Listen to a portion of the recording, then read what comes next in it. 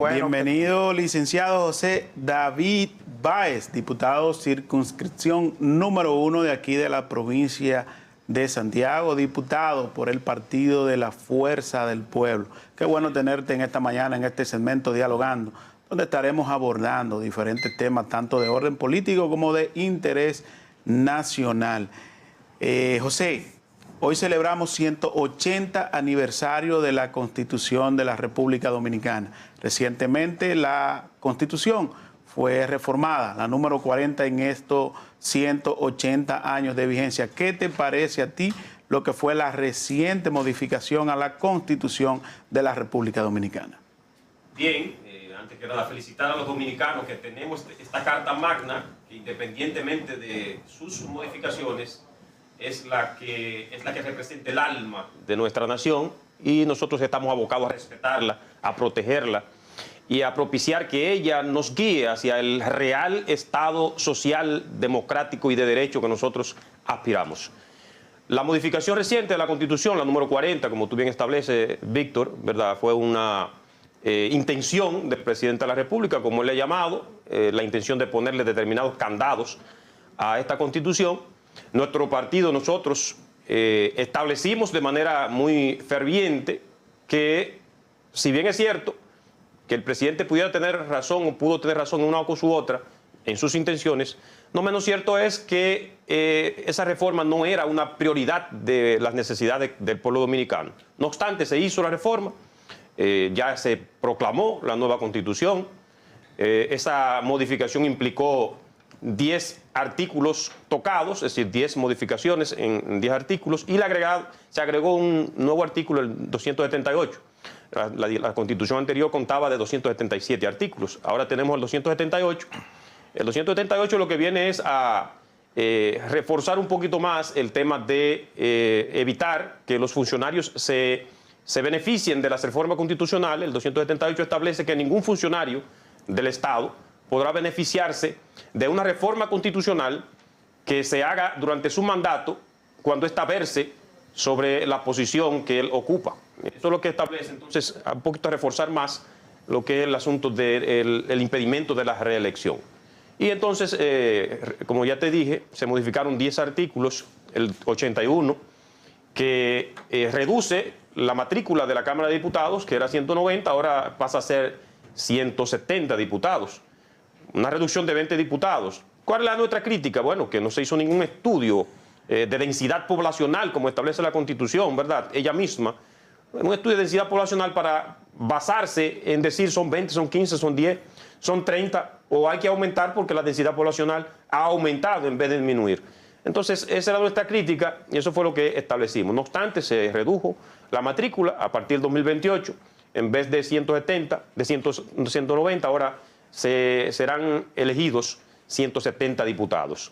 Asimismo, los artículos 166 y 167 se modificaron para cambiar el nombre de la figura del Procurador General Administrativo. Ahora el Procurador General Administrativo pasa a ser el Abogado General de la Administración Pública, y a su vez también se le deja a la ley el mandato de la forma de designación de este Abogado General de la Administración Pública.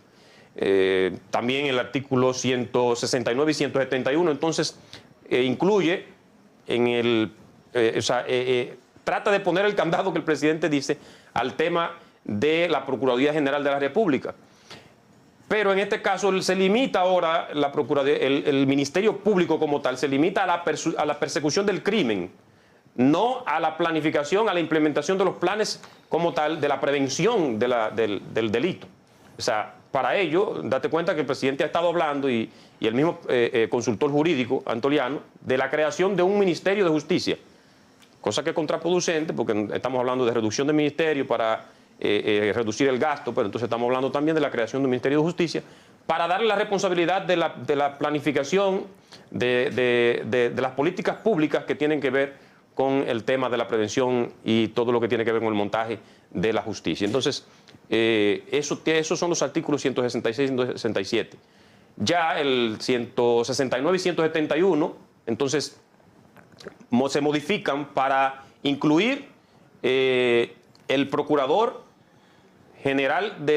para quitar el Procurador General de la República, en este caso para quitarlo del Consejo Nacional de la Magistratura, pero también para establecer que este Consejo será el responsable de designar este Procurador General de la República a partir de una propuesta que hace el presidente. Nosotros decíamos, bueno, pero venga acá, si usted es el presidente de la República y usted es el presidente del Consejo Nacional de la Magistratura y solo puede hacer una propuesta, entonces, ¿qué significado tendría eso?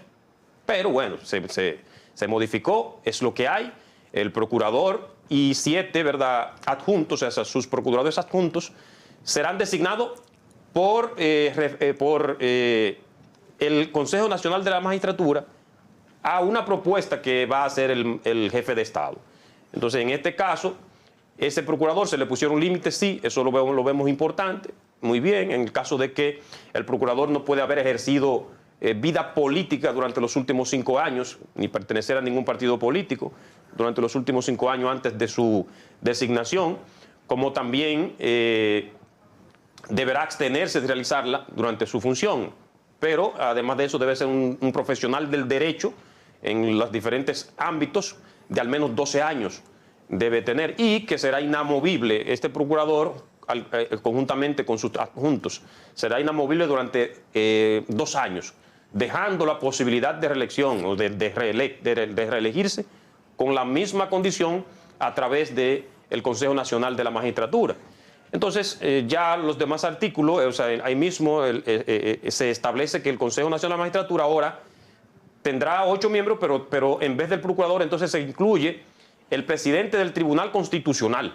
El presidente del Tribunal Constitucional, que no era miembro de este Consejo Nacional de la Magistratura, ahora pasa a ser miembro del Consejo Nacional de la Magistratura, cosa que lo vemos también por contraproducente, porque el Tribunal Constitucional es un órgano extrapoder que no debe estar permeado por ninguno de esos demás órganos. Entonces, ahí habrá una discusión ¿verdad?, de derecho que habrá que llevar en su momento.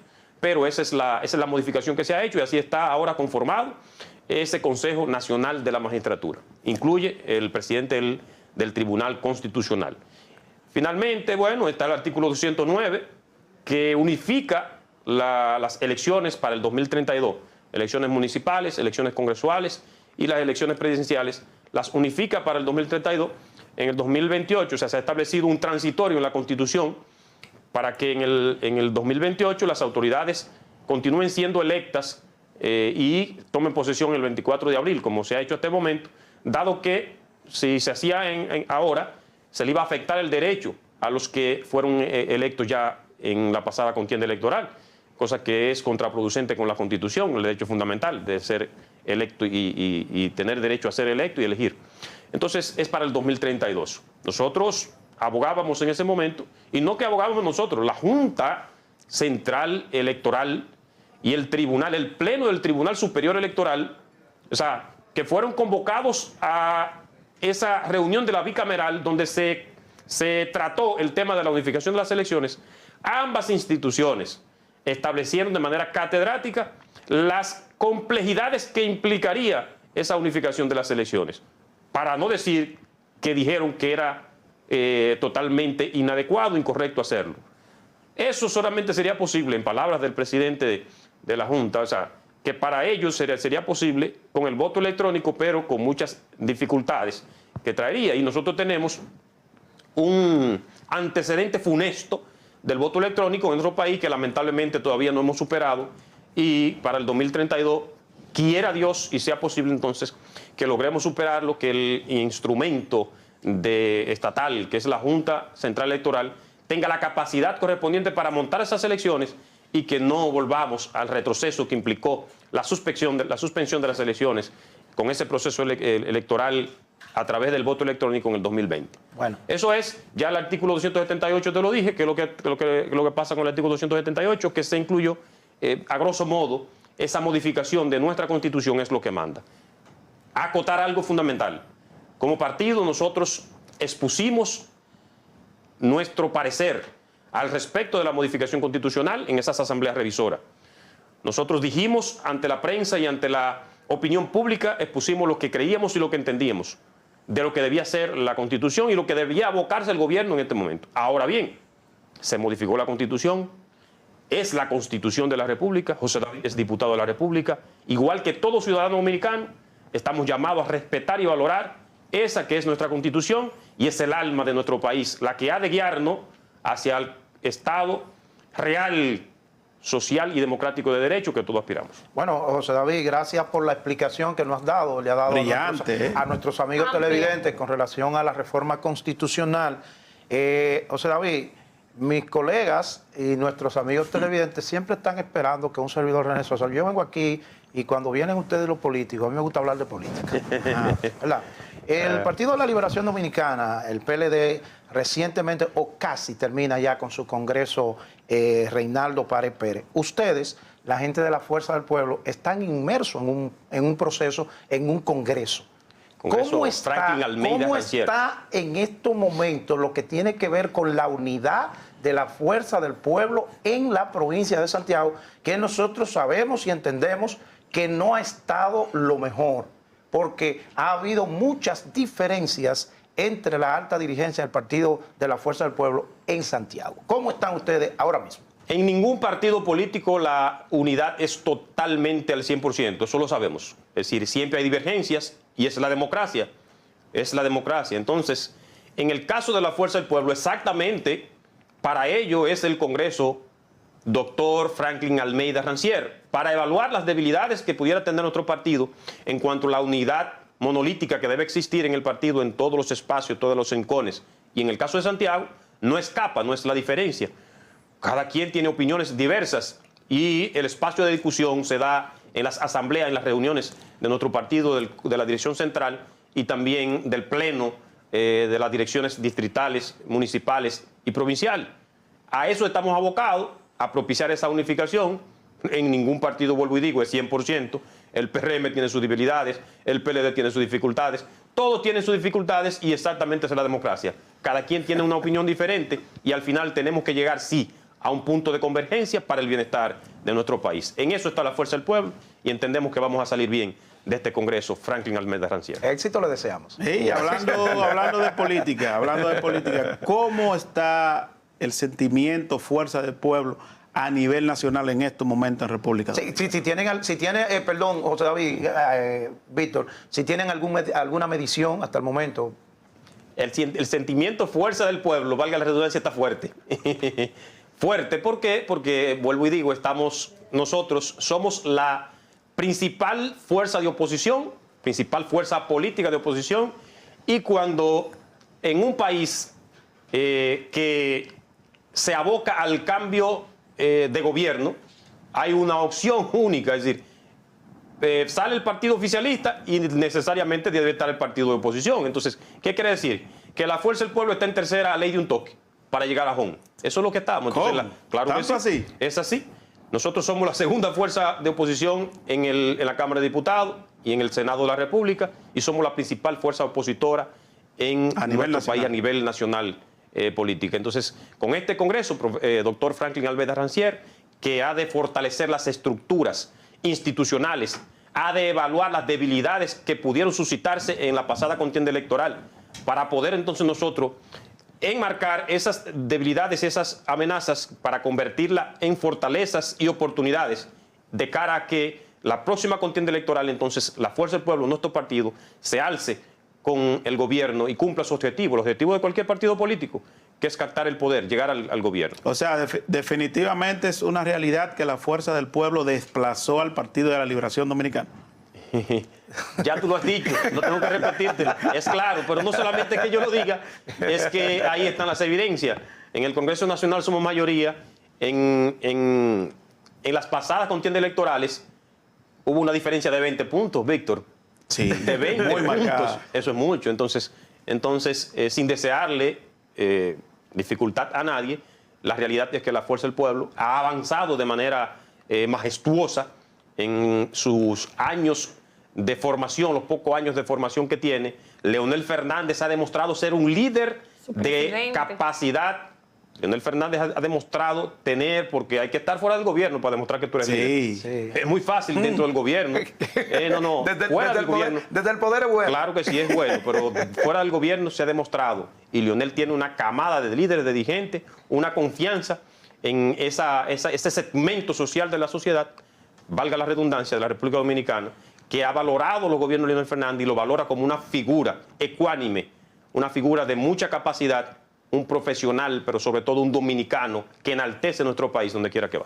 Quiere decir entonces que no hay duda, José David, de que sería con la figura del presidente Fernández, del expresidente Fernández, a la cabeza, sería ya, desde ya estaríamos hablando de que sería el candidato presidencial de la Fuerza del Pueblo. No. Es decir, el presidente es el primero que apuesta a la democracia. Y por ello estamos hablando que estamos inmersos en el Congreso Organizativo, ¿verdad? Institucional, doctor Franklin Almeida Rancière. Pero también se aprobó, pasado este Congreso, entonces abocarnos al Congreso Elector Manolo Tavares Justo. En ese Congreso Elector se ha de recomponer la dirigencia de nuestro partido a nivel nacional. Es decir, aquí en Santiago, el presidente actual es el profesor José Izquierdo. Bueno, pues cualquier otro compañero que quiera aspirar, pues podrá ir a aspirar a esa posición.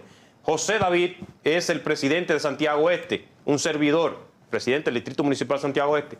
Todos los compañeros de Santiago Este que tengan la condición y que entiendan que pueden aspirar, pues pueden aspirar a esa posición. Y asimismo en todas las demás demarcaciones de nuestro país donde el partido tiene su estructura. Así va a ser. Entonces, ¿qué quiere decir esto? Que el avance, ¿verdad?, de la vida política de nuestro país va a decir en su momento, bueno, el presidente Leonel Fernández, Leonel es el líder de nuestro país en la Fuerza del Pueblo y lo ha demostrado. Ahora bien, hay otros compañeros que pudieran aspirar. Por tanto, no podemos decir de ahora que es Leonel, no, hay otros compañeros que pudieran aspirar y están en todo el derecho de hacerlo, independientemente de que yo, José David, y otros compañeros pudieran estar con Leonel y entender que sí que es él. No, yo entiendo, apuesto a la renovación política, yo apuesto a la democracia partidaria, ¿verdad? Yo apuesto al relevo político, sea este el momento o no sea, pero por ello no puedo decir que sea Leonel el candidato de este momento. Ya veremos en el proceso. Lo que Leonel sí, indiscutiblemente, es el presidente de nuestro partido y es el líder indiscutible de la Fuerza del Pueblo.